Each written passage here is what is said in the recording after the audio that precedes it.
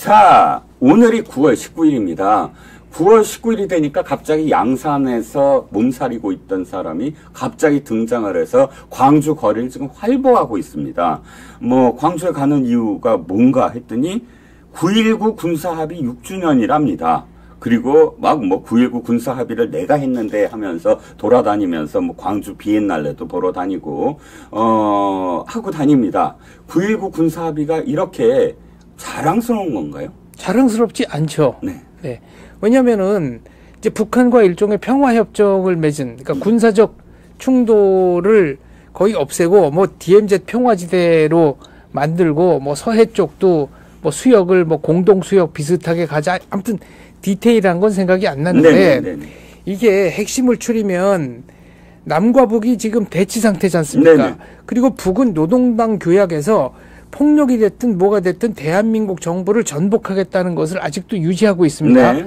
북한은 단 한 번도 이 뭐랄까요 모토를 포기한 적이 없습니다. 그렇죠. 그런데 9.19 선언이라는 것은 조금 이제 상대방을 서로 그 군사적으로 좀 자극하지 말자 뭐 이런 네. 내용인데 크게 보면 네.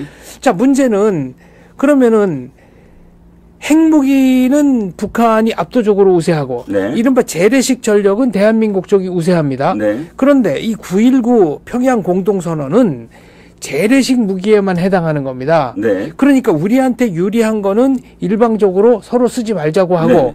북한 핵에 대해서는 이런 반구도 여기 뭐 적어놓은 게 없습니다. 네네. 그러면 이게 과연 문재인 대통령이 주장하는 대로 평화를 위한 진일보냐. 네.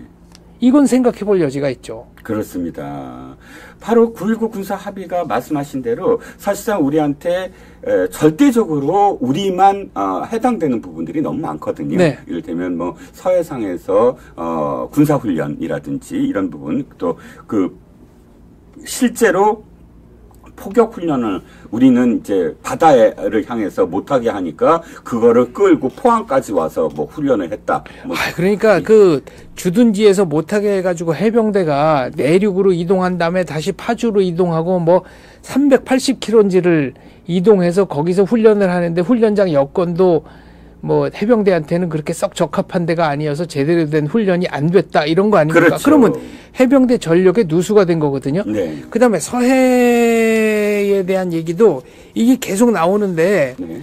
사실 북한 입장에서는 이 황해, 이 서해는 정말 갑갑할 겁니다. 네. 왜냐하면은 6.25 때도 그렇고 그 휴전 직전까지 대한민국이 서해에 있는 섬들을 그러니까 네. 대한민국과 유엔군이 거의 다 실질적으로 장악을 하고 있었거든요. 네. 그런데 북한 쪽에 너무 붙은 뭐 기린도라든가 이런 데는 그냥 이게 유지하기가 너무 힘드니까 네네. 그러면 우리가 유지할 수 있는 데가 어디까지냐 그래서 이제 서해 5도 쪽, 네네. 뭐 연평도, 백령도 여기만 이제 우리가 우리 영토로 삼고 기린도나 뭐 몇몇 섬들은 네. 포기를 한 네네. 거죠. 이제 네. 공도화 정책, 네네. 섬을 비우고 나왔습니다. 네네. 그래서 지금 이대로라면은 북한은 이 황해, 서해 바다 쪽은 연근해 말고는 활용하기가 쉽지 않습니다. 그렇죠. 근데 이거를 공동 수역화한다? 누구 좋으라고 하는 그렇죠. 겁니까? 그렇죠. 그리고 북한은 항상 자기네 수역이 이거보다는 훨씬 더 된다. 그러니까 예를 들어 인천이나 이런 데로부터 백령도까지 가는 복도식 바다. 네. 그 복도식 바다는 인정해 줄 테니 나머지는 다 우리 바다임을 인정해라 라는 식으로 적반하장식의 네. 주장을 계속하고 있거든요. 그렇죠. 그러면 북은 이런 주장을 했고 서해 쪽은 우리가 영해로 가지고 있는 건데 네네. 이런 식의 9.19 합의의 내용대로 공동 수역화한다면 이거 역시 일방적으로 북한에 유리한 겁니다. 그리고 네. 어떻게 보면 북이 그동안 생떼를 쓰던 것에 힘을 실어주는 모양새가 될 수도 있습니다. 그렇죠. 그런데 실질적으로 군사 합의를 파기한 건 북한이지 않습니까? 그렇습니다. 동아일보 기사의 제목을 보면 3,000번에 걸쳐서 파기를 했다. 그런데 우리가 이미 유명무실화된 군사 합의와 관련돼서 그래 그렇게 온갖 그런 이 위반을 했으므로 우리가 파기를 하겠다. 우리도 파기를 하겠다라고 선언한 것을 두고 문재인과 이재명과 좌파 민주당은 우리가 파기를 했다. 평화를 걷어찼다라고 비난을 하거든요. 그러니까 꼭 이런 분들이 북에 대해서는 별 얘기 못하고 끽소리도 못하고 좀 심한 표현을 쓰자면요. 그리고 하나도 안 심한 표현입니다. 네. 그리고 이제 우리 쪽, 그러니까 대한민국 정부를 향해서는 아주 날선 비판들을 하시고 그러면 이분들의 기준은 어디냐? 네. 맞습니다. 네. 예, 그렇죠.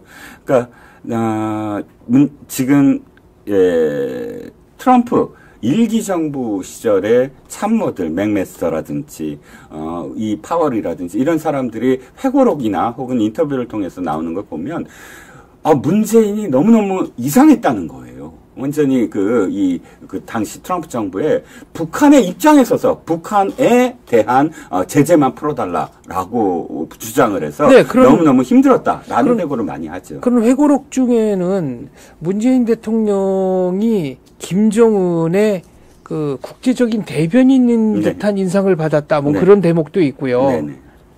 그럼 그런 식의 증언들이 여러 군데서 발견이 되는데 왜 그렇게 보였는지에 대해서 저는 문재인 대통령 해명하셔야 한다고 봅니다. 그렇죠. 그런데 이제 자신의 어떤 일가와 관련된 소환, 즉 문다혜가 소환이 될 거라고 지금 계속 언론에서도 보도가 되고 있고요. 또 궁극적으로는 문재인도 자기 사위를 봐달라라는 그런 청탁과 거기에 대한 대가로 중진공 이사장으로 이상직을 임명한 것 이런 거 다 드러났으므로 이제 곧 문재인도 소환이 돼야 되는데 이제 이렇게 떳떳하고 당당하게 활보를 하면서 윤석열 정부를 비난하는 그런 기념식 메시지를 나올 것으로 보입니다. 그리고 내일도 무슨 행사가 있다고 하는데 이름으로써 나는 죄가 없어, 나는 당당해 라는 걸 보이려고 하는 게 아닌지.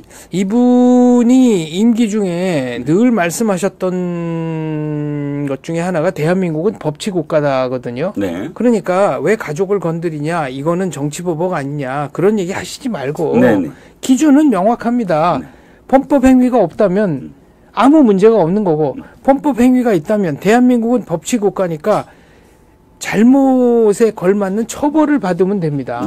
여기 자꾸 왜 감정적이고 인정에 호소하고 이런 얘기들이 들어가는지 모르겠습니다. 아니 그런 기준으로 따지면 박근혜 대통령 탄핵될 때 그러면 그때 입장하고 지금 입장하고 똑같은가요? 자기 일이 되면은 입장이 달라지는 겁니까? 맞습니다.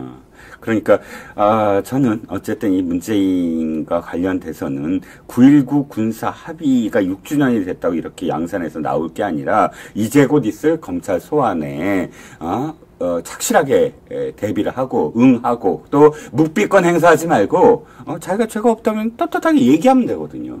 그렇죠. 예, 그거를 대비하는 그런 자숙하고 경계하는 그런 시간을 가져야 되는데 이렇게 나와서 자기가 또 잘했다라고 이제 이야기하는 것이 참 꼴불견이라서 이제 말씀을 드린 거고요.